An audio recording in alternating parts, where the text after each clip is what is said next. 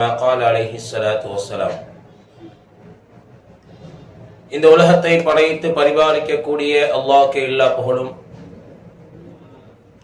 ஸலாத்தும் ஸலாமும் ஹாத்தமுன் நபியீன் ஸல்லல்லாஹு அலைஹி வஸல்லம் அவர்களின் மீதும், அவர்களின் அடிச்சுவற்றை பின்பற்றிய சத்திய சஹாபாக்கள், தாபிஈன்கள், தபா தாபிஈன்கள், இமாம்கள், அவுலியாக்கள், நாதாக்கள், ஷுஹதாக்கள், குறிப்பாக நம் அனைவர்கள் மீதும் அல்லாஹ்வின் ஸலாத்தும் ஸலாமும் என்றென்றும் நின்று நிலவட்டுமாக. ஆமீன். கண்ணியமிக்க தாய்மார்களே, சகோதர சகோதரிகளே, நாம் வாழும் காலமெல்லாம் அல்லாஹுக்கும் அவருடைய தூதருக்கும் கட்டுப்பட்டு இறை வணக்கங்களை உடல் ஆரோக்கியத்தோடு மன நிறைவோடு செய்வதற்குண்டான தௌஃபீகையும் நசீபையும் அல்லாஹு தஆலா நம் அனைவர்களுக்கும் பரிபூர்ணமாக தந்தல் புரிவானாக. இந்த ரமதானுடைய நாட்களில் நம்முடைய நோன்புகளை அல்லாஹு தஆலா பரிபூர்ணமாக கபூல் செய்வானாக. இந்த ரமதான் மாதங்களை அடைந்து எப்படி நாம் நோன்பு நோட்கிறோமோ இதே போன்று இன்னும் பல ரமதான் மாதங்களை அடைந்து நோன்பு நோற்பதற்கும் தௌஃபீக் செய்வானாக. அமல் செய்வதற்கும் தௌஃபீக் செய்வானாக. நோய் நொடியில்லாத வாழ்க்கையை நம் அனைவர்களுக்கும் இறைவன் பரிபூர்ணமாக தந்தல் புரிவானாக. நாம் வாழும் நாட்களில் நபிகள் நாயகம் ஸல்லல்லாஹு அலைஹி வஸல்லம் அவர்களை கனவிலும் நினைவிலும் கண்டு களிக்கும் பாக்கியத்தையும் நசீபையும் அல்லாஹு தஆலா நம் அனைவர்களுக்கும் பரிபூர்ணமாக தந்தல் புரிவானாக. ஆமீன் ஆமீன் யா ரப்பல் ஆலமீன். கண்ணியமிக்க தாய்மார்களே, சகோதர சகோதரிகளே, இந்த ரமதானுடைய இந்த நாட்களில் ஒரு அற்புதமான பயான் நிகழ்ச்சி. இன்றைக்கு பேசப்படக்கூடிய தலைப்பு தொழுகையே நமது பலம் அப்படிங்கிற ஒரு தலைப்பின் கீழ் சில விஷயங்களை ஞாபகப்படுத்தலாம் என்று. ஏனென்றால் குர்ஆன் ஷரீஃபில் அல்லாஹ் அகிமிஸ் ஸலாத்த, தொழுகையை நீங்கள் நிலைநாட்டுங்கள் என்பதாக கிட்டத்தட்ட பல இடங்கள் அல்லாஹ் சொல்றான். தொழுகையை நீங்கள் நிலைநாட்டுங்கள், வஆத்து ஸகாத்த, ஸகாத்தை நீங்கள் கொடுங்கள் என்பதாக அல்லாஹ் அதிகமான இடங்கள்ல தொழுகையும் ஸகாத்தையும் இறைவன் சேர்த்து சொல்கிறான். ஸகாத்தை நிறைவேற்றப்படக்கூடிய மாதம் ரமதானுடைய மாதம். ஏன் ரமதான் மாதத்துல ஸகாத் அதிகமா கொடுக்கறாங்க, சதகா அதிகமா கொடுக்கறாங்க அப்படின்னா, மற்ற நாட்களில் நாம் செய்யக்கூடிய அமலுக்கும் ரமதானுடைய நாட்களில் நாம் செய்கின்ற அமலுக்கும் வித்தியாசம் இருக்கிறது. என்ன வித்தியாசம்? அதிகமா நன்மை கிடைக்கும், அத வேற ஒண்ணும் இல்லை. மற்ற நாட்கள்ல நம்ம செய்கின்ற அமலுக்கும் ரமதானுடைய நாட்கள்ல நம்ம செய்கின்ற அமலுக்கும் கிட்டத்தட்ட 70% நன்மையை அல்லாஹ் தஆலா நமக்கு தருகிறார். அதனால ஸகாத் என்னும் கடமையை நாம ரமதானுடைய காலங்கள்ல அந்த கடமையை நிறைவேற்றுவோம். அல்ஹம்துலில்லாஹ். இப்போ நான் எடுத்த சப்ஜெக்ட் தொழுகை. அப்ப தொழுகை சம்பந்தமான பல கேள்விகள், நம்ம எப்படி தொழுகிறது, அதனுடைய சட்டங்கள் என்ன, அதனுடைய ஃபர்துகள் என்ன என்பதையெல்லாம் நம்ம பயானுடைய இடையில அதனுடைய சட்டங்களை ஞாபகப்படுத்தலாம். இருந்தாலும் தொழுகையினுடைய மகத்துவத்தையும் அதனுடைய கண்ணியத்தையும் நாம் உணர்கின்ற பொழுதுதான் நம்ம இன்பமா நம்ம தொழுவோம். ஏனோ தானும் தொழுவ மாட்டோம். தங்கத்தினுடைய மதிப்பு இன்னைக்கு இருக்கிறதுனால தான் நம்ம தங்கத்தை எப்படியாவது தான் புள்ள கல்யாணத்துக்கு வேங்கன்னு நினைக்கிறோம். ஏன்? தங்கத்தினுடைய மதிப்பு நமக்கு தெரியுது. வெள்ளியும் அப்படிதான், அதே போல பொருளாதாரம் அப்படிதான். இப்ப சம்பாத்தியம் பொருளாதாரத்தினுடைய மதிப்பை நாம் உணர்ந்ததுனால தான் நாம் பிள்ளைங்க நல்லபடியா சம்பாதிக்கணும், ஃபாரின்ல போய் நல்லபடியா சம்பாதிக்கணும். இன்னொரு துஆவை செய்து கொள்றேன்.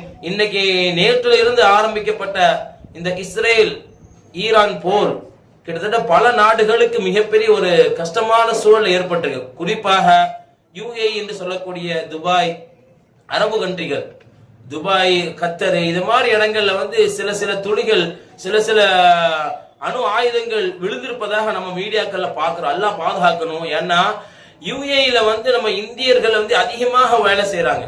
அதுவும் குறிப்பாக நம் தமிழ்நாட்டை சார்ந்தவர்கள் துபாய், கத்தர், இது மாதிரி நாடுகள்ல அதிகமாக வேலை செய்யறாங்க. அல்லாஹு தஆலா அங்கே வாழக்கூடிய வேலைக்காக சென்ற எல்லா சகோதர சகோதரிகளுக்கும் அல்லாஹ் எந்த விதமான சோதனையும் கொடுத்து விடாமல், கஷ்டமும் கொடுத்து விடாமல், அவருடைய வேலை வாய்ப்புக்கு எந்த விதமான அல்லாஹு தஆலா கஷ்டமும் கொடுத்து விடாமல் அவர் சீரான நிலையில் இருக்க வேண்டும் என்பதையும் நாம் துஆ செய்து கொள்வோம்.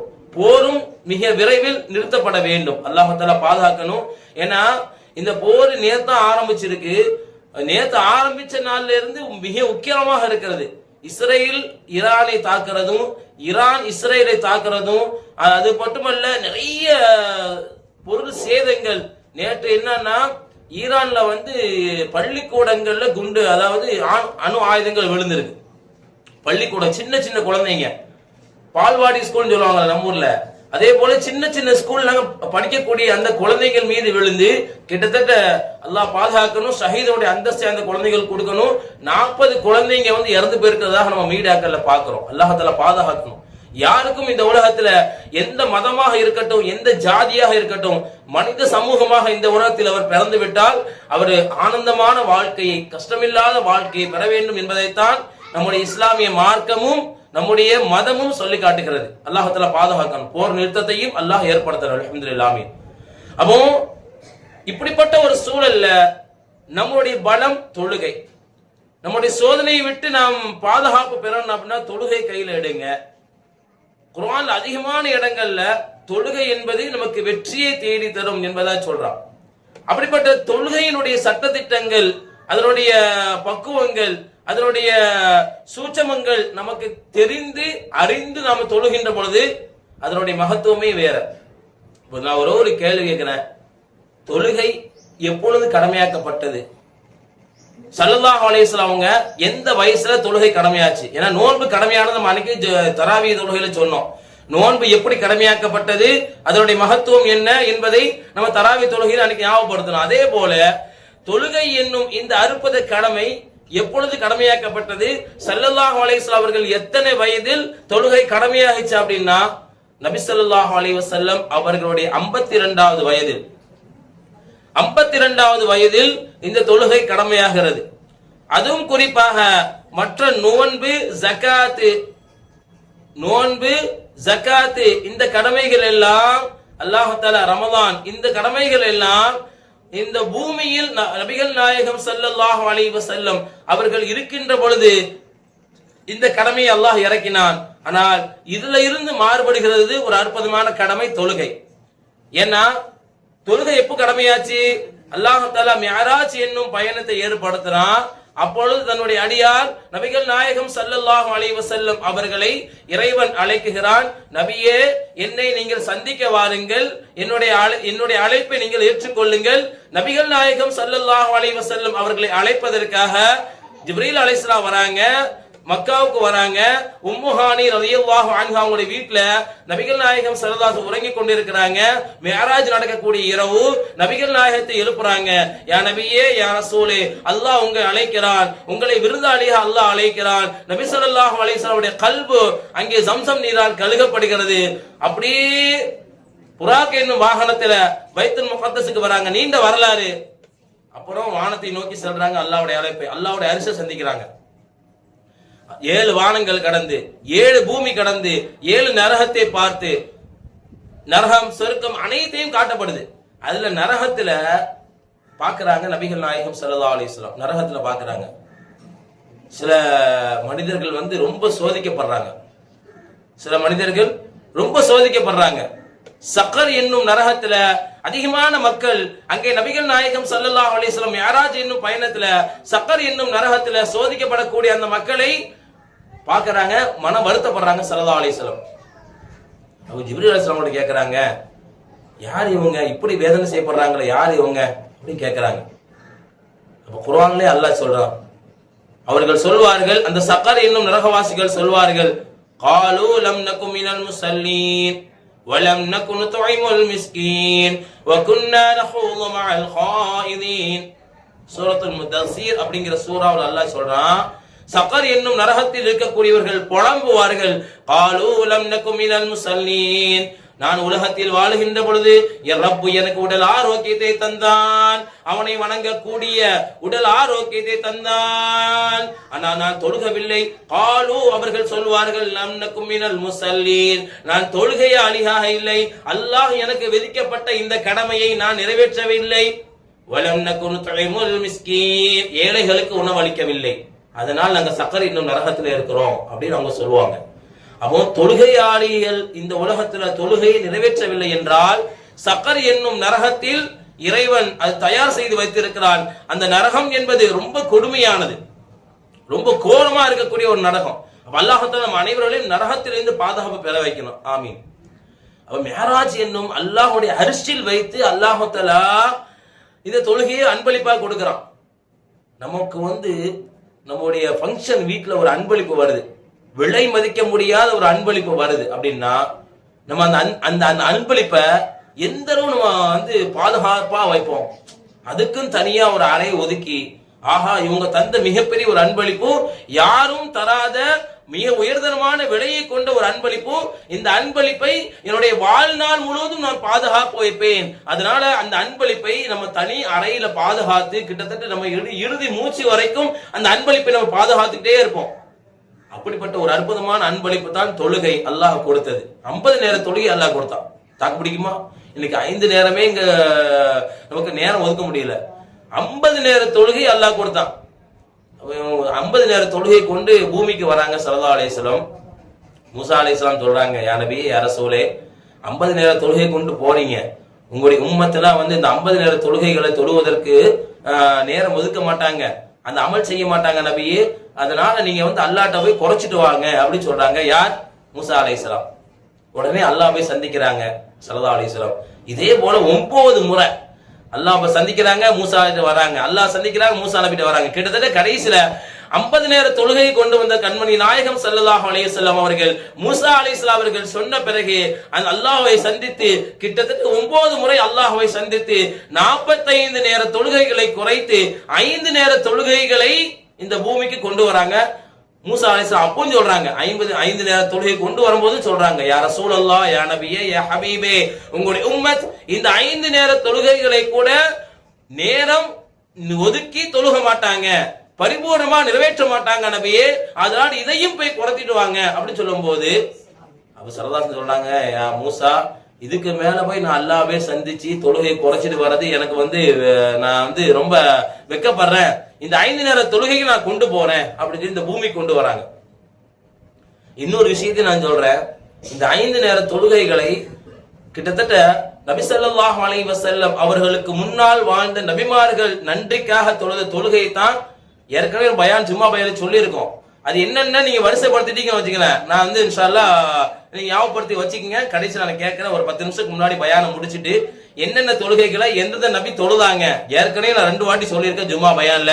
சில தாய்மார்கள் கேட்டிருக்கலாம், சில தாய்மார்கள் கேட்காம இருக்கலாம், சில தாய்மார்களுக்கு ஏன்னா முக்கியமான விஷயம் அதெல்லாம் வாழ்க்கையில இந்த 5 நேர தொழுகைகள் எந்த நபிமார்கள் தொழுதார்கள், இந்த ஃபஜ்ர், லுஹர், அஸ்ர், மக்ரிப், இஷா, எந்த நபி அல்லாஹ்வுக்காக நன்றி கடனாக தொழுத தொழுகையை இறைவன் நமக்கு 5 நேர தொழுகைகளாக தந்திருக்கிறான் என்பதை எனக்கு ஞாபகம் இருக்கிறது. ஜும்மா உரையில சொல்லியிருக்கேன். இருந்தாலும் 10 நிமிஷத்துக்கு முன்னாடி பயான் நிறுத்துவேன். இன்ஷா அல்லாஹ் அந்த 5 நேர தொழுகை எந்தெந்த நபி தொழுதாங்க அப்படிங்கிற செய்தியை கேட்பேன். இன்ஷா அல்லாஹ் தெரிஞ்சால் சொல்லுங்க, தெரியாத பட்சத்திலும் பிரச்சனை இல்லை.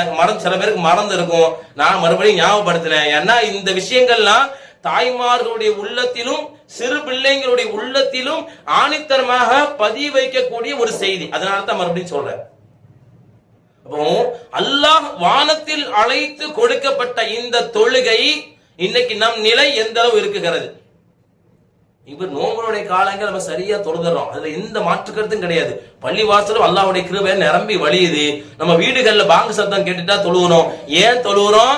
அந்த நோன்பு நம்ம தொழு வைக்குது. ஏன் தொழு வைக்குது? அல்லாஹ் சொன்ன வார்த்தை, யா அய்யுஹல்லதீன ஆமனூ குதிப அலைக்குமுஸ் ஸியாம் கமா குதிப அலல்லதீன மின் கப்லிக்கும் லஅல்லக்கும் தத்தகூன். உங்களுக்கு முன்னால் சென்றவர்களுக்கும் உங்களுக்கும் ஈமான் கொண்டவர்களே, இந்த நோன்பை நாம் கடமையாக்கி இருக்கிறோம். எதற்கு தெரியுமா? லஅல்லக்கும் தத்தகூன், நீங்கள் தக்வா உடையவர்களாக, இறை அச்சம் உடையவர்களாக ஆகுவதற்கு இந்த நோன்பை நாம் கடமையாக்கி இருக்கிறோம் அப்படிங்கிற செய்தி அல்லாஹ் சொல்றான். அப்ப நோன்பு நமக்கு அச்சத்தை தருகிறது. ஆஹா, நான் நோன்பு வைத்திருக்கிறேன், 5 நேரம் தொழுகணும், நான் நோன்பு வைத்திருக்கிறேன், குர்ஆன் ஓதணும், நான் நோன்பு வைத்திருக்கிறேன், திக்ர் செய்யணும், நான் நோன்பு வைத்திருக்கிறேன், இஃப்தார் நேரத்துல துஆ செய்யணும், நான் நோன்பு வைத்திருக்கிறேன், ஜகாத் கொடுக்கணும், நான் நோன்பு வைத்திருக்கிறேன், சதகா கொடுக்கணும், நான் நோன்பு வைத்திருக்கிறேன், ஏழைகளுக்கு உணவு அளிக்கணும் அப்படிங்கிற எல்லா அமலையும் இந்த நோன்பு நம்மை செய்ய வைக்கிறது. அதில் எந்த விதமான மாற்று கருத்தும் கிடையாது. ஆனால் ரமதானுக்கு பிறகு இந்த தொழுகையினுடைய நிலை கண்டிப்பாக நோன்பு நமக்கு அச்சத்தை தருகிறது.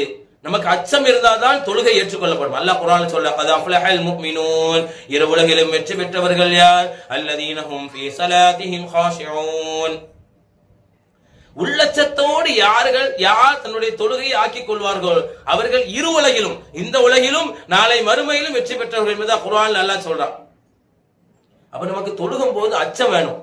நம்ம அல்லாஹ்வை தொழுகிறோம், அல்லாஹ்வை வணங்குகிறோம், அல்லாஹ்வை நாம் பார்க்குகிறோம், அல்லாஹ் நம்மை பார்க்குகிறான் என்பதை அச்சத்தோடு தொழுகணும்.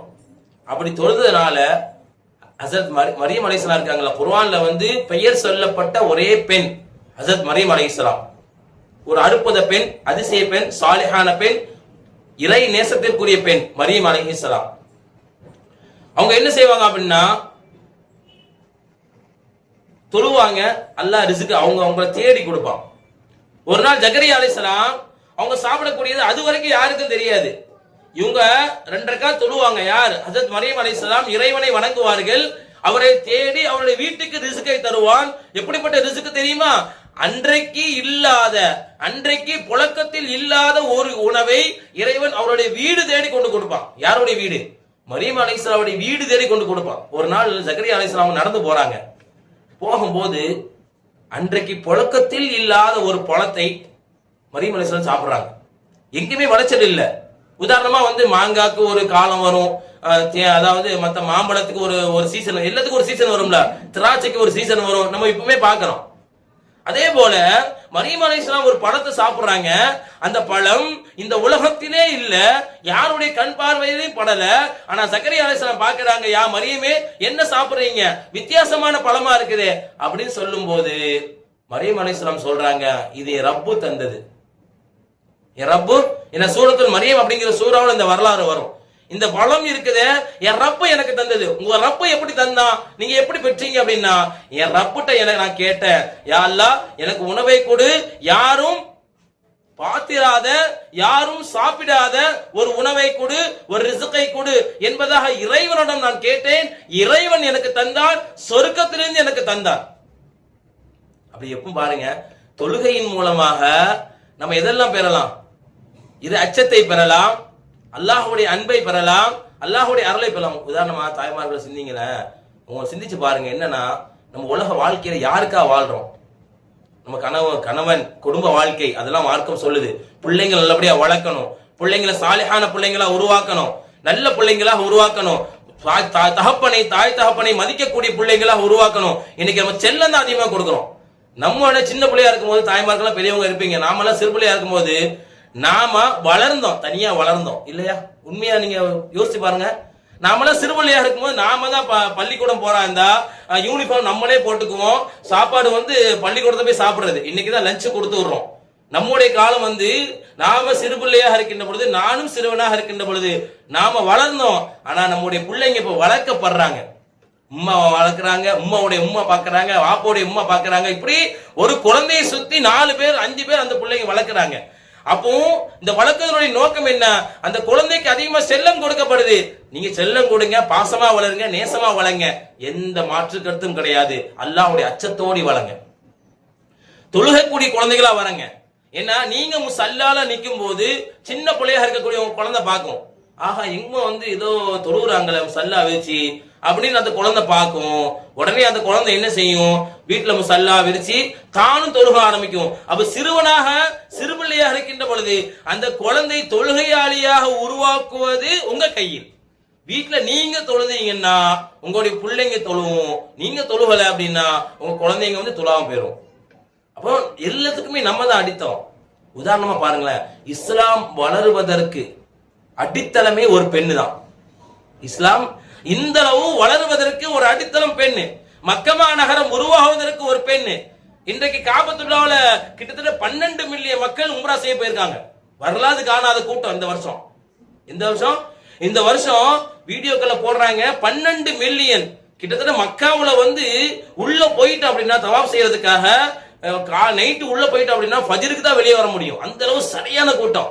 அல்லாஹ் மிகப்பெரிய காபத்துல்லா பரக்கத்தான இடமாக ஆக்கியிருக்கிறார் என்றால், இந்த காபத்துல்லா இந்த அளவு 12 மில்லியன் மக்கள் இன்றைக்கு உம்ரா செய்ய போயிருக்கிறாங்க அப்படின்னா, அங்கே தொழுகை நடக்குகிறது என்றால், அங்கே தராவி தொழுகிறார்கள் என்றால், அங்கே ஃபர்லான தொழுகைகள் தொழுகிறார்கள் என்றால், அடித்தலைமை யார் நினைக்கிறீங்க? ஒரு பெண்ணு தான். ஒரு பெண்ணு. யாரு அந்த பெண்ணு? ஹஜ்ரத் ஹதீஜா நாயகி. அல்ஹம்துலில்லாஹ். சாரா அலைஹிஸ்ஸலாம். சாரா இல்ல, ஹாஜரா. ஹாஜரா அலைஹிஸ்ஸலாம். இப்ராஹிம் அதுவரைக்கும் கட்டிடமா இல்ல காபத்துல்லா, அதுவரைக்கும் கட்டிடமாக இல்லை காபத்துல்லா. அப்போ காபத்துல்லா நோக்கி குடும்பத்தோடு போறாங்க இப்ராஹிம் அலைஹிஸ்ஸலாம். அல்லாஹ்வுடைய அழைப்பு வந்துட்டு புள்ளையும் தான் மனைவியும் ரோட்ல விட்டு, அதுதான் காபத்துல்லா இடம். விட்டு போனாங்கல்ல பாலைவனத்துல, அதான் காபத்துல்லா. இப்ப இருக்கக்கூடிய காபத்துல்லா ஜம்சம் நீர் பின்னாடி இருக்குது, அதை சுற்றி காபத்துல்லாவுடைய இடம். அப்போ ஒரு இறை இல்லம் இந்த அளவு அல்லாஹ்வால் ரஹ்மத் இறங்கக்கூடிய இடம் வருவதற்கு காரணமே ஹாஜரா அப்படிங்கிற இப்ராஹிம் அலைஹிஸ்ஸலாமுடைய மனைவி, ஒரு பெண். ஜம்சம் நீர் அவங்களால தான் உருவாக்கப்பட்டது. அவங்களுடைய துஆ தான் ஜம்சம் நீர் நமக்கு தந்திருக்கிறது. என்ன உம்ராக்கு போனாலும் ஹஜ்ஜுக்கு போனாலும் தாய்மார்களும் குடும்பத்தார்களும் ரொம்ப ரொம்ப எதிர்பார்க்கிறது இந்த ஜம்சம் நீர் தான். அந்த ஜம்சம் நீர் ஒரு சொட்டு வந்து நம்ம வீட்டில் வந்து குடிச்சோம் அப்படின்னா அல்லாஹ் தஆலா பரக்கத்தை தருவான், ரஹ்மத்தை தருவான். ஏனென்றால் புனிதமான இடத்திலிருந்து வந்த நீர் என்பதை நாம் உணர்ந்திருக்கிறோம். அப்படிப்பட்ட ஜம்சம் நீர் வருவதற்கு காரணமாக இருந்த ஹாஜரா அலைஹிஸ்ஸலாம் அவங்களுடைய துஆ தான். அப்போ ஒரு பெண்ணின் மூலமாக ஒரு உலகத்தையே உருவாக்க முடியும் என்றால், வீட்டில் இருக்கக்கூடிய நாம் நம்முடைய அமலின் மூலமாக, நம்முடைய தொழுகையின் மூலமாக நம்முடைய வம்சத்தை பரக்கத்தான வம்சமாக மாற்ற முடியாதா? அது தாய்மார் கையில தான் இருக்கு. பரக்கத்தான வம்சமா நம்ம ஊரா உருவாக்க வேண்டாம். முதல்ல நம்ம குடும்பத்தை உருவாக்குவோம், அப்புறம் ஊரை தெருக்கு வருவோம். முதல்ல நம்மளுடைய குடும்பத்தை சாலிஹான குடும்பமாக, அமல் செய்ய குடும்பமாக, தொழுகக்கூடிய குடும்பமாக நம்முடைய குடும்பத்தை, நம்முடைய பிள்ளைகளை உருவாக்குவோம். அது தாய்மாரால் கண்டிப்பா முடியும். ஏன்னா இறை அச்சத்தை தரக்கூடியது தொழுகை. இன்னைக்கு நம்ம தொழுகை எப்படி இருக்குது அப்படின்னா, அல்லாஹ் பாதுகாக்கணும். நான் உண்மை நிலவரத்தை சொல்றேன், நீ தவறாவும் இன்னைக்கு வேண்டாம். உண்மை நிலவரத்தை நடக்கக்கூடிய செய்தியை நான் சொல்றேன்.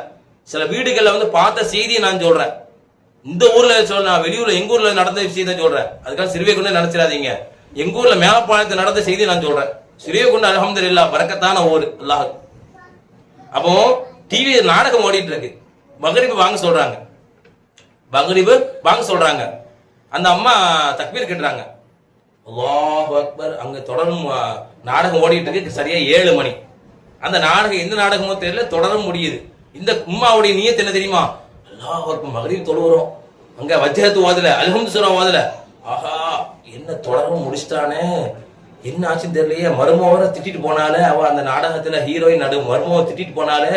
இப்படி நம்ம தொழுகை இருந்துச்சுன்னா எப்படி நம்ம வீட்டுக்கு பறக்கத்து வரும்? இன்னொன்னு அடுப்புல டீய வச்சுக்கிட்டு பால் கொதிக்கிற, அல்லாஹ் அசர் தொழுக, அல்லாஹு அக்பர். பால் அடுப்புல போட்டு பால் பொங்குச்சா தெரியலையா, சீனி போட்டோமா தெரியலையே, தேயில போட்டோமா தெரியலையே, பால் பொங்க வேற செய்யுமே அப்படின்னு தக்பீர் கட்டிடு. அசர் தொழுகை தக்பீர் அப்பவே நீ அடுப்புல வைக்கணும். தொழுகையை முடிச்சுட்டு நீங்க அந்த வேலையை பார்க்கலாம், இல்ல சாயா போட்டு தொழுகலாம். இது என்னன்னா நம்ம சிந்தனை மாற்றும்.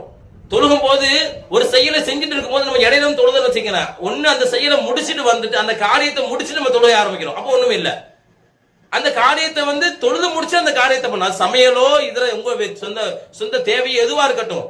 அப்போ தொழுகைக்கும் மற்ற காரியங்களுக்கும் எந்த விதமான இடையூறும் வந்துவிடக்கூடாது. நபிகள் நாயகம் ஸல்லல்லாஹு அலைஹி வஸல்லம் அவங்களுக்கு அல்லாஹ் தொழுகை கொடுத்த 52 வயசுல அவங்க வஃபாத்தாகக்கூடிய அந்த நேரத்துல திங்கக்கிழமை ஃபஜ்ர் நேரம் அபூபக்கர் சித்திக் ரலியல்லாஹு தஆலா அவர்கள் மஸ்ஜிது நபவியில இருக்கிறாங்க. அதனால் வரைக்கும் அதற்கு முன்னால் 2 நாட்கள் அபூபக்கர் சித்திக் ரலியல்லாஹு தஆலா அவர்கள் இமாமத் பணி செய்தார்கள். அன்றைக்கு வெள்ளிக்கிழமை, அதாவது சனிக்கிழமை காலையில இருந்து 2 நாட்கள் அபூபக்கர் சித்திக் ரலியல்லாஹு இமாமத் செய்றாங்க. திங்கட்கிழமை நபிகள் நாயகம் ஸல்லல்லாஹு அலைஹி வஸல்லம் அவர்கள் மரணிக்கக்கூடிய தருவாயில் அந்த நேரத்தில் ஃபஜ்ர் நேரம். வீட்டில் அன்னை ஆயிஷா ரலியல்லாஹு அன்ஹா இருக்கிறாங்க.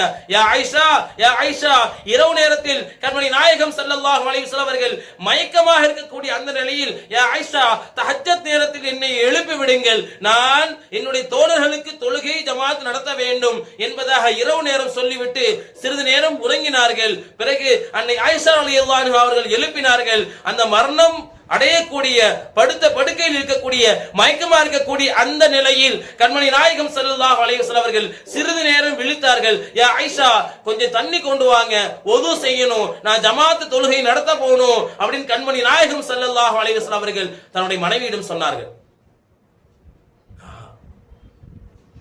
சிறிது நேரம் ஒது செஞ்சாங்க, மறுபடியும் மயங்கிட்டாங்க. ஸல்லல்லாஹு அலைஹி வஸல்லம் அவங்களால முடியல. பாருங்க, ஈருலக தலைவர், பாவங்களை மன்னிக்கப்பட்டவர், சொர்க்கத்தினுடைய தலைவர், சொர்க்கத்துக்கு ஷஃபாத் செய்யக்கூடிய மனிதர் கண்மணி நாயகம் ஸல்லல்லாஹு அலைஹி வஸல்லம் அவர்கள் இந்த உலகம் படைக்கப்படவில்லை, அவர்கள் வரவில்லை என்றால் இந்த உலகமே இல்லை. அவர்களுடைய ஒளியில் இருந்தால் இந்த உலகத்தை இறைவன் படைத்திருக்கிறான். அப்படிப்பட்ட பாவமே செய்யாத, பாவமே அறியாத, அல்லாஹ்வால் ரஹ்மத் செய்யப்பட்ட, அல்லாஹ்வால் பரக்கத் செய்யப்பட்ட சொர்க்கத்துக்கு சொந்தக்காரர் கண்மணி நாயகம் ஸல்லல்லாஹு அலைஹி வஸல்லம் அவர்களே கஷ்டமான அந்த மயக்க நிலையில், யா ஆயிஷா, நான் தொழுகணும், யா ஆயிஷா, யா ஆயிஷா, நான் தொழுகணும், இந்த கடமையை நான் நிறைவேற்றணும் அப்படிங்கிற ஆர்வத்தில் இருக்கிறாங்க. ஃபஜ்ர் நேரம். அவளால் முடியல. ஸல்லல்லாஹு அலைஹி வஸல்லம் அவங்களால படுத்த படுக்கையில மயக்கமாக இருக்கிறாங்க. சிறிது விழிப்பு வந்தது. விழிப்பு வந்த பிறகு தன்னுடைய வீட்டிலிருந்து, ஏன்னா ஸல்லல்லாஹு அலைஹி வஸல்லம் அவங்க வீடும் மஸ்ஜித் நபவியும் அவங்க வீட்டில இருந்து பார்த்தோம் அப்படின்னா அவங்க மெஹராபு தெரியும். அப்படிதான் இன்னைக்கும் இருக்குது. ஸல்லல்லாஹு அலைஹி வஸல்லம் வீடு எந்த அவங்க வீட்டை மதீனாவுக்கு போனா அல்லாஹ் வடிக்க போயினா எல்லாம் பாக்கியம் தரட்டும், அந்த போனா அங்க பார்க்கலாம். அல்ல ஸல்லல்லாஹு அலைஹி வஸல்லம் வீடை வந்து மறைச்சு வச்சிருப்பாங்க. ஸல்லல்லாஹு அலைஹி வஸல்லம் வீடை அங்க வந்து ஒரு திரை போட்டு மறைச்சு வச்சிருப்பாங்க. இன்னைக்கு போனாலும் பார்க்கலாம். அப்ப ஸல்லல்லாஹு அலைஹி வஸல்லம் வீட்டுல இருந்து தொழுகக்கூடிய இடத்தை பார்த்தால் திரையை வெறுத்து, அதாவது திரையை கொஞ்சம் நகட்டி பார்த்தா தொழுகக்கூடிய அந்த முஸல்லா தெரியும், மெஹராபு தெரியும். இப்போ ஃபஜ்ர் நேரம். சஹாபாக்கள் எல்லாம் தொழுகையில நிக்கிறாங்க. அபூபக்கர் ரலியல்லாஹு அன்ஹு தொழுகை நடத்துறாங்க. ஒரு பொன் சிரிப்பு சிலங்க ஸல்லல்லாஹு அலைஹி வஸல்லம், ஒரு பொன் சிரிப்பு. என்னுடைய சமூகம் இந்த தொழுகையில் ஓர் அணியில் நிற்கும் வரைக்கும் இந்த உலகத்தில் என்னுடைய சமூக மக்களை யாராலும் எவராலும் வேற்றுமைப்படுத்த முடியாது, வேறுபடுத்த முடியாது, ஒற்றுமைப்படுத்த முடியும். என்னுடைய சமூகம் எப்பொழுது தொழுகையை கையில் எடுக்குமோ அப்பொழுது என் சமூகத்தை யாராலும் எவராலும் ஒன்றும் செய்ய முடியாது அப்படிங்கிற பொன் சிரிப்போடு ஸல்லல்லாஹு அலைஹி வஸல்லம் அவர்களுடைய இறுதி சிரிப்பாக இருந்தது என்பதாக நம்ம ஹதீஸ்ல பாக்குறோம். அப்படின்னா அப்ப தொழுகைக்கு வந்து ரொம்ப முக்கியத்துவம் கொடுக்க வேண்டும். ஏன்னா மற்ற கடமைகளுக்கு விடுவதற்கு அனுமதி இருக்குது. நோன்பு வந்து நம்ம வைக்கிறோம், சில நேரங்களில் நோய்வாய்ப்பட்டு இருப்போம், அல்லாஹ் பாதுகாக்கணும், நோய் யாருக்குமே வரக்கூடாது. நோய் நொடி இல்லாத வாழ்க்கை தான் எல்லாரும் ஆசைப்படுவோம், கஷ்டம் இல்லாத வாழ்க்கை தான் எல்லாம் ஆசைப்படுவோம். அப்போ சில நேரங்களில் முடியாத சூழல்ல நோய்வாய்ப்பட்டோம் அப்படின்னா நோன்பை விடுறதுக்கு அல்லாஹ் அனுமதி தந்திருக்கிறான். விட்ட நோன்பை பிறகு பிற்படுத்திக் கொள்ளி பிடிச்சிக்கலாம், அல்லாஹ் அனுமதி தந்திருக்கிறான். ஜகாத் அப்படிதான், அதுக்கு சில கடமைகள் இருக்குது. நமக்கு பொருளாதாரம் மிஞ்சி அதனுடைய அளவு இருந்தா தான் ஜகாத் கொடுப்பதற்கு கடமை. அந்த அளவு நம்மகிட்ட இல்ல அப்படின்னா ஜகாத் கொடுக்காம விட்டுறலாம். அதே போலதான் ஹஜ்ஜு, பொருளாதாரம் பரக்கத்தா இருந்துச்சு அப்படின்னா ஹஜ்ஜு செய்யலாம், இல்லாட்டி அல்லாஹ் தஆலா அது நமக்கு விதிவிலக்கு தந்திருக்கிறான். ஆனா மற்ற கடமைகளுக்கு எல்லாம் விதிவிலக்கு தந்த ரப்பு இந்த தொழுகைக்கு மட்டும் எந்த விதமான விதிவிலக்கும் தரவே இல்லை. எல்லா நிலையிலும் அது பெரியவர்கள் சிறியவர்கள் பெண்கள் 7 வயதில் முதல் அவர்களுக்கு தொழுகை கடமை. அதனால தான் ஹதீஸ்ல சொல்லியிருக்காங்க, 7 வயது பிள்ளைங்களுக்கு ஆச்சா தொழுகை சொல்லுங்க. அந்த நேரத்துல தொழுகை இல்ல மறுக்கிறாங்க அப்படின்னா லைட்டா அடிங்க அப்படின்னு சொன்னாங்க. அடினா அடி போட்டு வெளுத்து வாங்கிடக்கூடாது. இதுதான் சாக்கு, நபியே சொல்லிட்டாங்கல்ல, தான் பையன் சில சேட்டை பண்ணியிருப்பான், சல்லல்லாஹு சொல்லிட்டாங்க, அவங்க சொன்னா செஞ்சுதானே ஆகணும், கம்பை இடு பிரம்பை இடு அட்டி வெளுத்து வாங்க அப்படின்னு செஞ்சிடக்கூடாது. அதுக்கு சில விதிமுறைகள் சொல்றாங்க, இலகுவாக அடிங்கள், இலகுவாக அடிங்கள். ஏன் சொல்றாங்க? 7 வயதுல ஒரு மாணவி 7 வயதுல தொழுகையை கையில் எடுத்துக்கொண்டால் நீங்க அவங்க வாலிபனாக போது நீங்க கவலையே பட வேண்டாம். என் புள்ள வழி தவறி போயிருமோ, காலேஜ் வேற படிக்க போத, இவன் தான் காலேஜ் வேற படிக்க போறானே, பள்ளிக்கூடம் படிக்க போறானே, என் புள்ள வழி தவறி போயிருமோ அப்படிங்கிற அச்சமும் கவலையும் வேண்டாம். ஏன்? பெற்றோர்களாகி நீங்கள் உங்க குழந்தைகளுக்கு 7 வயதுல தொழுகையை பற்றி நீங்க சொல்லி கொடுத்துட்டீங்க. தொழுகையை எந்த பிள்ளைங்க கையில் எடுக்குமோ அவங்களுக்கு அச்சம் வேண்டாம். ஏன்னா அல்லாஹ்வுடைய அச்சம் வந்துடும், அல்லாஹ்வுடைய பயம் வந்துடும், அல்லாஹ் நம்மை பார்க்கிறா அப்படிங்கிற பயம் வந்துவிடும். அதனால் உலக தப்பில் எந்த விதமான வழி தவறி போய்விட மாட்டாங்க. அதனால தான் ஸல்லல்லாஹு அப்படி ஒரு ஹதீஸ் சொன்னாங்க, தொழுகை மிகப்பெரிய சொர்க்கத்தை பெற்று தருதுங்க. எல்லாருமே ஆசைப்படுறது சொர்க்கம், அது ஜன்னத்துல் ஃபிர்தௌஸ். சொர்க்கத்தை பெற்று தரக்கூடிய ஒரு அமல் தான் தொழுகை. வல்லதீனஹும் அலா ஸலவாத்திஹிம் யுஹாஃபிஸூன், அல்லாஹ் சொல்றான், வல்லதீனஹும் அலா ஸலவாத்திஹிம் யுஹாஃபிஸூன், அவர்கள் அந்த இடத்திற்கு சொந்தக்காரர்கள், அவர்கள் அந்த இடத்திற்கு சொந்தக்காரர்கள். வல்லதீனஹும் அலா ஸலவாத்திஹிம் யுஹாஃபிஸூன், எவர்கள் தங்களுடைய தொழுகைகளை பேணி பாதுகாப்பாக தொழுவார்களோ அவர்கள் அந்த இடத்திற்கு சொந்தக்காரர்கள். எந்த இடம்? அல்லதீன யரிஸூனல் ஃபிர்தௌஸ் உலாயிக ஹுமுல் வாரிசூன், அந்த இடத்திற்கு சொந்தக்காரர்கள். அல்லதீன யரிஸூனல் ஃபிர்தௌஸ் ஹும் ஃபீஹா காலிதூன், ஜன்னத்துல் ஃபிர்தௌஸ் என்னும் உயர்தரமான சொர்க்கத்திற்கு சொந்தக்காரர்கள். அது மட்டுமல்ல, ஹும் ஃபீஹா காலிதூன், அந்த சொர்க்கத்திலே அவர்கள் நிரந்தரமாக இருப்பார்கள். இன்னைக்கு நமக்கு ஒரு சென்ட் 2 சென்ட் இடம் இருந்துச்சுன்னா நம்ம எவ்வளவு சந்தோஷப்படுறோம் இல்லையா? உலகத்துல நமக்கு ஒரு சொந்த வீடு இருக்குது, சொந்த இடம் இருக்குது, ஒரு 3 சென்ட் இடம் இருக்குது, ஒரு 4 சென்ட் இடம் இருக்குது, இல்ல 1 சென்ட் இடம் இருக்குது, எவ்வளவு சந்தோஷப்படுறோம். என் பேர்ல 1 சென்ட் இடம் இருக்குது, என் பேர்ல 1 சென்ட் இடம் இருக்குது, நம்ம சந்தோஷப்படுறோமா இல்லையா? ஆனா நம்ம சந்தோஷப்படக்கூடிய நாம் இந்த உலகத்துல நமக்கு நிரந்தரமா இருக்க போறோமா? கிட்டத்தட்ட 50-70 வருஷம், மிஞ்சி போனா 80 வருஷம். அல்லாஹ் தஆலா நீண்ட ஆயுளை எல்லாருக்கும் தரணும்.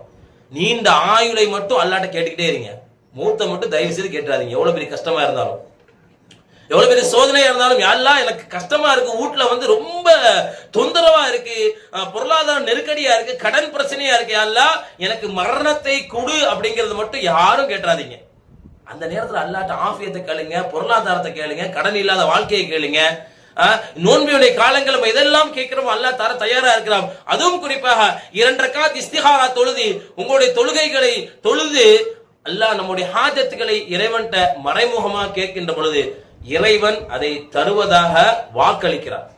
அப்படிப்பட்ட நமக்கு தந்த நியாமத்துகளையும் தருகிறான், சொர்க்கத்தையும் தரான். ஒரு சின்ன வயசு ரபியா, இதை சொல்லி நான் நிறைவு செய்வேன். 11 வயசு. இன்னைக்கு 11 வயசு பிள்ளைங்கலாம் எந்த அளவு போயிட்டாங்க அப்படின்னா, முன்னாடிலாம் ஆண்ட்ராய்டு போன் தான் கேட்பாங்க. முன்னாலாம் ஒரு 2-3 வருஷத்துக்கு முன்னாடிலாம் பிள்ளைங்க வாப்பா அம்மா என்ன போன் வச்சிருக்காங்களோ சாதா ஆண்ட்ராய்டு போன், இது மாதிரி வாட்ஸ்அப் பாக்குறது, பேஸ்புக் பாக்குறது, அப்படிதான் கேட்பாங்க, பெற்றோர்கள் கொடுத்துருவாங்க. ஆனா இன்னைக்கு ஒரு படி மேல போய் என்ன ஆச்சு அப்படின்னா, அம்மா எனக்கு ஐபோன் வாங்கிட்டியா அப்படின்னு கேக்குறாங்க. ஐபோன் தான் நான் யூஸ் பண்ணுவேன்.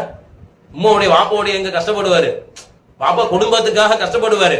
அந்த பிள்ளைங்க என்ன கேட்பாங்க, ஐபோன் இருக்கா, சாம்சங் S25 அல்ட்ரா இருக்கா, அந்த கம்பெனி இருக்கா, இந்த பிராண்ட் பார்க்க ஆரம்பிச்சாங்க. இப்போ இந்த பிராண்ட் இருந்தா தான் நான் மொபைல் யூஸ் பண்ணுவேன் அப்படிங்கிற பிராண்டுக்கு போயாச்சு. இப்போ ஒரு படி மேல நம்ம செல்லு உயர்தரமா வாங்கலாம், மாற்று கருத்து இல்லை.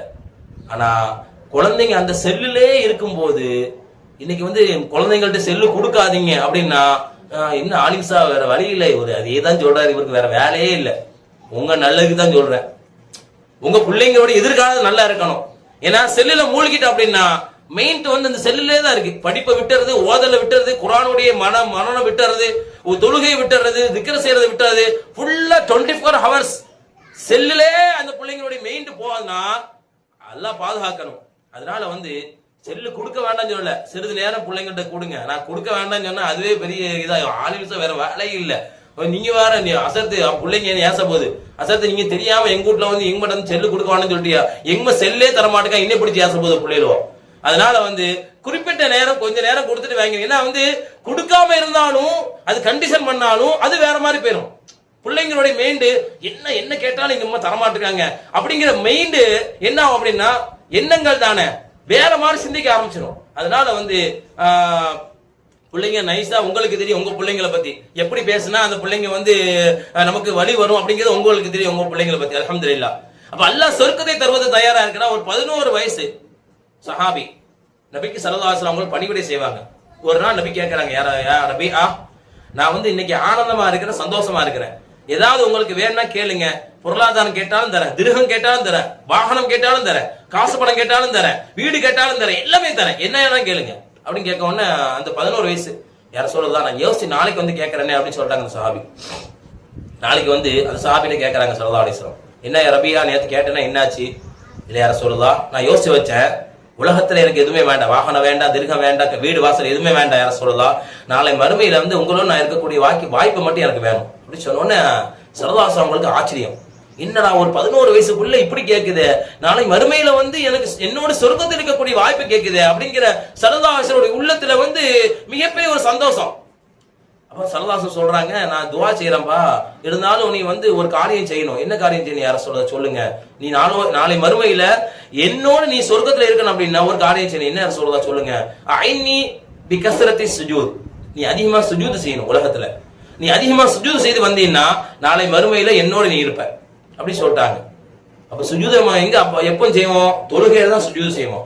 அப்ப இதுல இந்த ஹதீஸ்ல இருந்து நம்ம இருக்கக்கூடிய கருத்து, வாழ்க்கையில அதிகமா தொழுது வந்தோம் அப்படின்னா 5 நேர தொழுகைகள், நஃபிலான தொழுகைகள், சுன்னத்தான தொழுகைகள், இஸ்திகாரா தொழுகை, நமக்கு தேவையான தொழுகைகள், என்னென்ன தொழுகை எல்லாம் தொழுது வருகிறோமோ இந்த தொழுகை என்பது நமக்கு நாளை மறுமையில நபி ஸல்லல்லாஹு அலைஹி வஸல்லம் அவர்களை பார்க்கக்கூடிய, அவர்களோடு பேசக்கூடிய, அவருடைய ஷஃபாத் கிடைக்கக்கூடிய, அவர்களோடு இருக்கக்கூடிய பாக்கியத்தை இந்த தொழுகை பெற்றுத் தருகிறது என்றால் தாய்மார்கள் வந்து சிந்திக்கணும், இந்த உலக வாழ்க்கையில தொழுகையை மட்டும் எந்த நேரத்திலும் விட்டு விடாதீர்கள். அல்லாஹ் தஆலா நம் வாழ்நாள் முழுவதும் இறை வணக்கங்களின் முக்கிய